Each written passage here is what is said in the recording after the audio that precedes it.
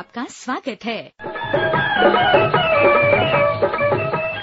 Pod Bharti में आज आप हैं मेरे यानी शशि सिंह के साथ और आप इसे सुन रहे हैं podbharti.com पर।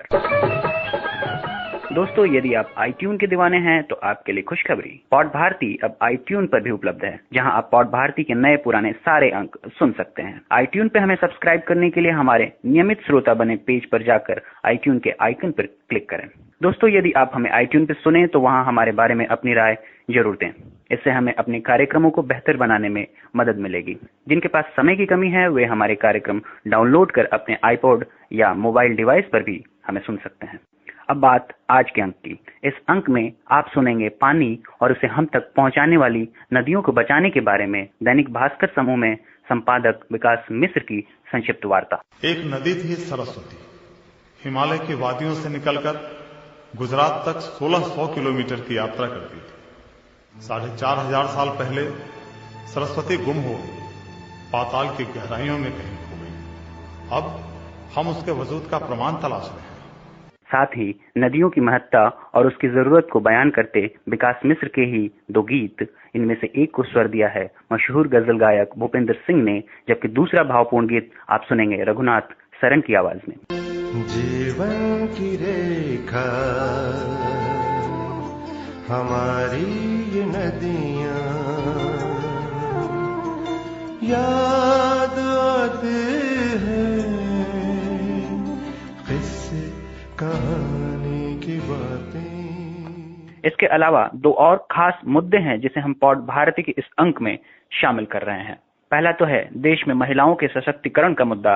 किरण बेदी के साथ हुए अन्याय के बहाने इस मुद्दे पर हमारे साथ अपने विचार साझा करेंगी मुंबई से वरिष्ठ पत्रकार सीमा अनंत। और दूसरा, ब्रिटेन में ग्लासगो मामले के बाद के हालात पर लंदन से नीरू कोठारी की खास रिपोर्ट। 2005 में लंदन में हुए ब्लास्ट से लंदन पुलिस बहुत कुछ सीख चुकी है। वो कोई भी ऐसे व्यक्ति को या शख्स को नजरअंदाज नहीं कर सकती जो आम लोगों की जान माल को नुकसान पहुंचा सकता है। तो चलिए शुरुआत करते हैं एक खूबसूरत गीत से। विकास मिश्र के लिखे इस गीत को अपनी मखमली आवाज दी है रघुनाथ सरन ने और इसे संगीतबद्ध किया है युवा संगीतकार आशीष व्यास ने। आओ बच्चों तुम्हें सुनाऊं, आओ बच्चों तुम्हें सुनाऊं एक कहानी, एक कहानी।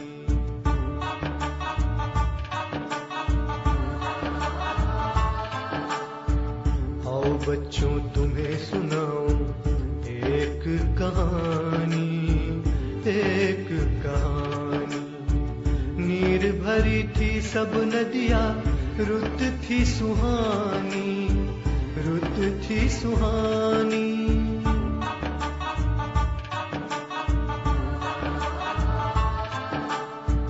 जब थे धरती पर हमरे नाना और नानी, नाना और नानी।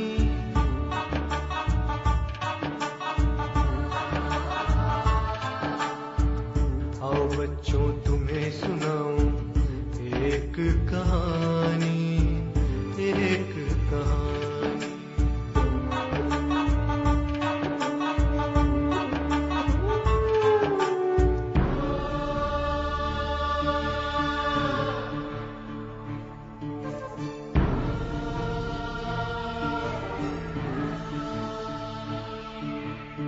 धीरे धीरे वन उजड़े, सिमट गई नदियाँ तूफानी। हमने भी लालच में पड़कर कर डाली ढेरों नादानी। रूठ गए फिर कारे बजरा, रूठ गई अपनी तकदीरें। जल संकट विप्लव में घिर कर जग में छाई है वीरानी, जग में छाई है वीरानी। जल संकट विप्लव में घिर कर जग में छाई है वीरानी।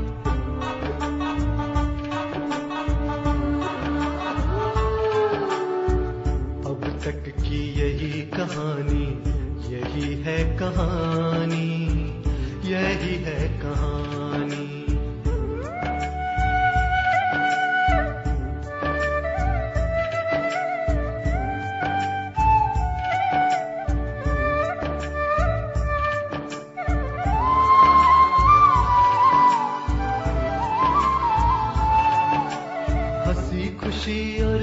हरियाली गर फिर से जीवन में है लानी, जुट जाओ जल रक्षण में, अब बदलो ये तस्वीर पुरानी। बस इतनी चाहत है तुमसे, धरती का श्रृंगार करो तुम, पेड़ लगाओ लौटा लाओ नदियों में पानी ही पानी, पेड़ लगाओ लौटा लाओ नदियों में पानी ही पानी।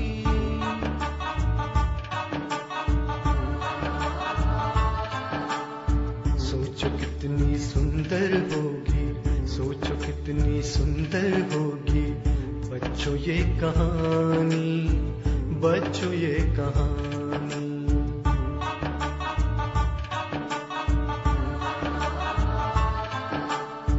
सोचो कितनी सुंदर होगी बच्चों ये कहानी, बच्चों ये कहानी। गुनगुन रुनझुन नदी बहे और गहरा हो पानी, गहरा हो पानी।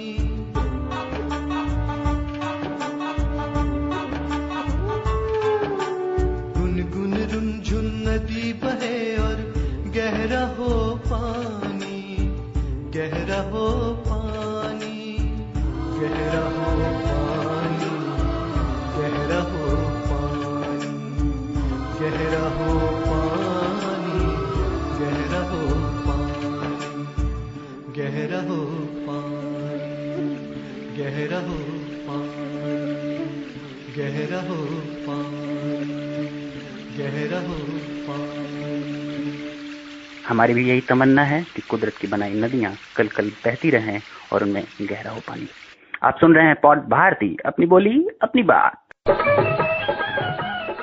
दुनिया की आधी जमात यानी महिलाओं के पुरुषों से बराबरी की बात तो सभी करते हैं, मगर ये अब तक सिर्फ बातें ही हैं। हकीकत में तो इन्हें 33% भी देने पर देश में अभी तक रजामंदी नहीं बन पाई। एक महिला के राष्ट्रपति बनने का ढिंढोरा भी पीट लेते हैं हम, मगर मजे की बात, जिस दिन देश को महिला महामहिम मिलती हैं, उसी दिन दिल्ली में एक सक्षम महिला पुलिस अधिकारी किरण बेदी को बड़ी बेशर्मी से उनके हक से महरूम कर दिया जाता है। इसी मुद्दे पर सुनिए वरिष्ठ पत्रकार सीमा आनंद क्या कहती हैं। 25 जुलाई 2007 भारत के लिए एक गौरवशाली दिन। भारत को पहली महिला राष्ट्रपति मिली। इसका एक परिणाम ये हुआ, जैसा कि लोगों ने कहा, कि भाई भारत में महिलाएं सर्वशक्तिमान हो गई।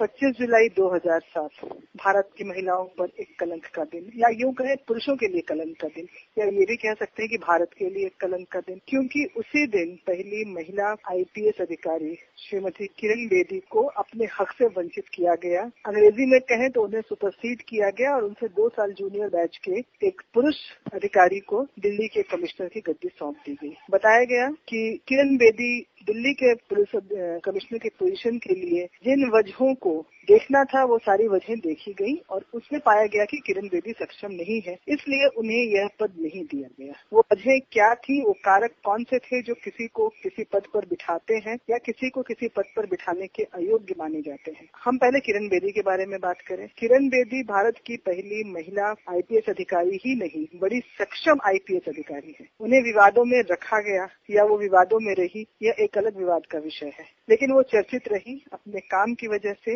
अपने सख्त रवैये की वजह से, अपने दबंग व्यक्तित्व की वजह से और किसी के सामने नहीं झुकने की अपनी आदत की वजह से। जो वो सारे गुण जो किसी असक्षम अधिकारी में होने अच्छे माने जाते हैं, किरण बेदी के लिए वो सारे गुण अवगुण बन गए। इसीलिए उनका तबादला होता गया, एक के बाद एक, एक के बाद एक। इसे दुर्भाग्य कहें या सौभाग्य किरण बेदी का कि वो इन सारे तबादलों में वो अपनी छाप छोड़ती ही गई। उन्हें मैग्सेसे अवार्ड भी मिला, लेकिन फिर भी उन्हें दिल्ली के पुलिस कमिश्नर के पद के लिए योग्य नहीं माना गया। दबे शब्दों में एक वजह बताई गई कि वो पिछले 20 सालों से एक्टिव पॉलिसिंग से दूर रही। अब वो एक्टिव पॉलिसिंग से दूर क्यों रही, तो ये सवाल पूछा जाना चाहिए उन लोगों से जो अपने कलम के एक दस्तखत से किसी को किसी पद के लायक छोड़े या उन्हें अयोग्य बनाने की क्षमता रखते हैं, वो सारे बड़े अधिकारी। तो अगर किरण बेदी पिछले 20 सालों से एक्टिव पॉलिसिंग से दूर रही हैं, तो यह फिर वजह पूछी जानी चाहिए कि वो क्या कारक थे जिसकी वजह से वो एक्टिव पॉलिसिंग से दूर रही। क्या वो सक्षम नहीं थी एक्टिव पॉलिसिंग के लिए? वो सक्षम थी, वो ज्यादा सक्षम थी, इसलिए पिछले 20 साल से एक षड्यंत्र के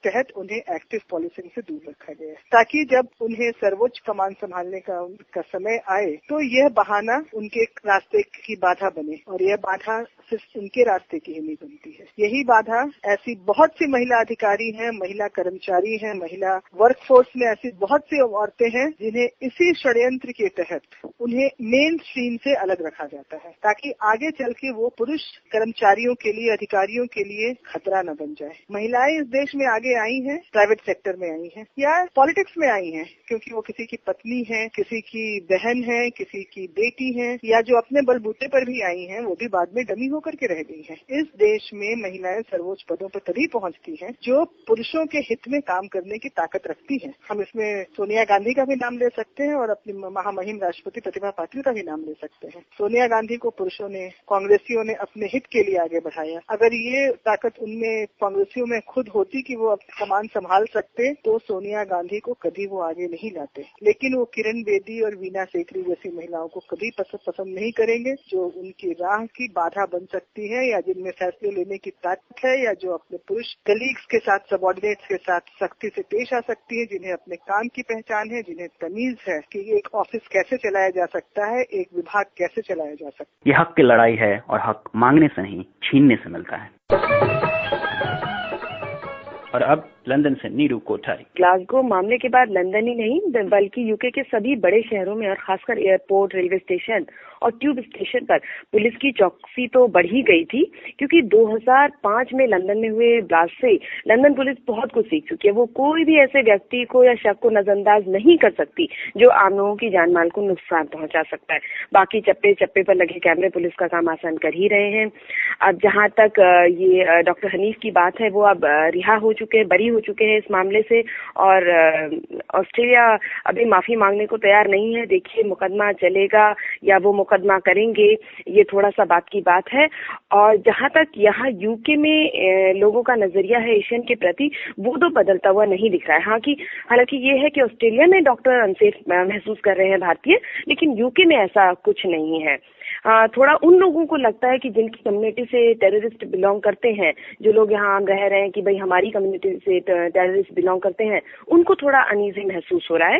बाकी यहाँ के लोगों का, खासकर गोरे लोगों का एशियन के प्रति कोई नजरिया बदलाव मुझे तो नजर नहीं आ रहा है, क्योंकि देखिए आतंकवाद का कोई जाति धर्म नहीं होता है, उसका काम नुकसान पहुंचाना है, तो लोग ये बात खासा समझते हैं। और जहां तक यहाँ पे अभी कुछ दिनों पहले की बात है कि ब्रिटेन में एशियाई मूल के लोगों को सम्मानित किया गया, जिसमें भारतीय मूल की आशा खेमकर हैं, जो वेस्ट नॉटिंघमशायर की प्रिंसिपल हैं। और ये मैं बता दूं कि नॉटिंघमशायर यूरोप के सबसे बड़े कॉलेजेस में एक है, तो ये बहुत ही गर्व की बात है हम भारतीयों के लिए।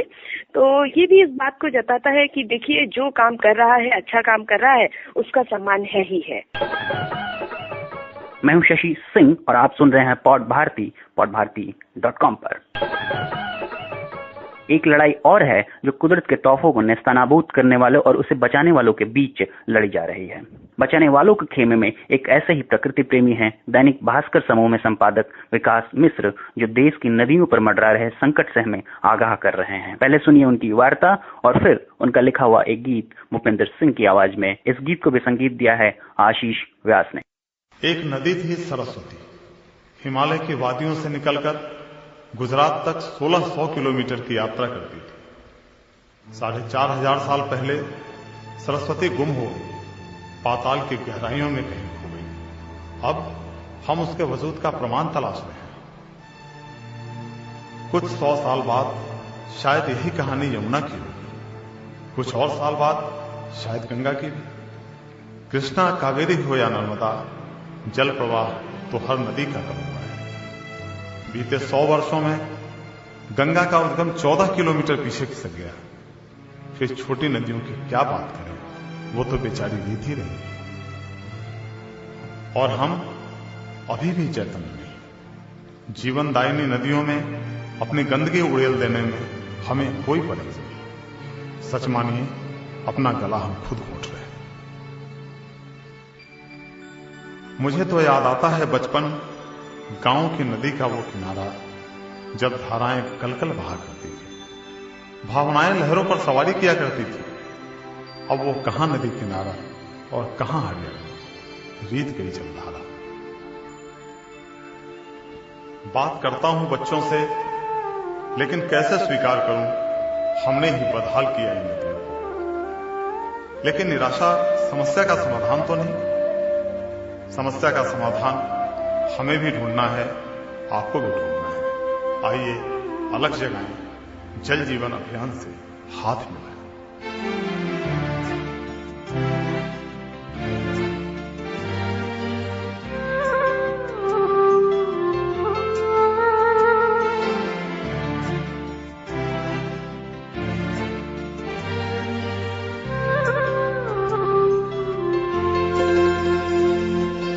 जीवन की रेखा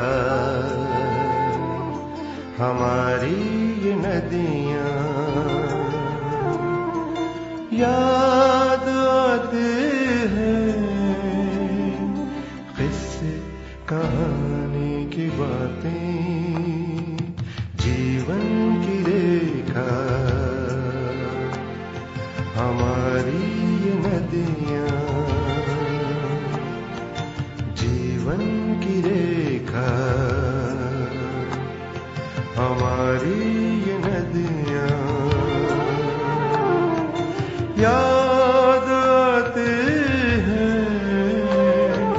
किस्से कहानी की बातें, किस्से कहानी की बातें।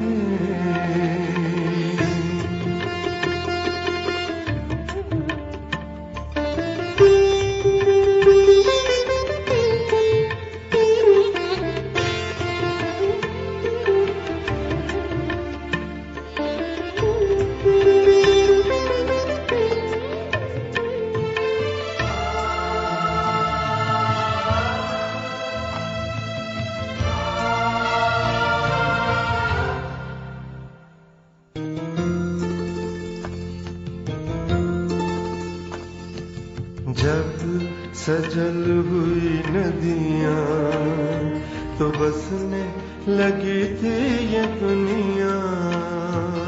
जब सजल हुई नदियां तो बसने लगी थी ये दुनिया। शिखर से चली घूमती खिलखिलाती अमराइयों के किनारे इठलाती मचलती ये नदियां बन खाती ये नदियां याद आती हैं, याद आती हैं, किस्से कहानी की बातें, किस्से कहानी की बातें। जीवन की रेखा हमारी ये नदियां याद आते हैं, याद आते हैं, किस्से कहानी की बातें, किस्से कहानी की बातें।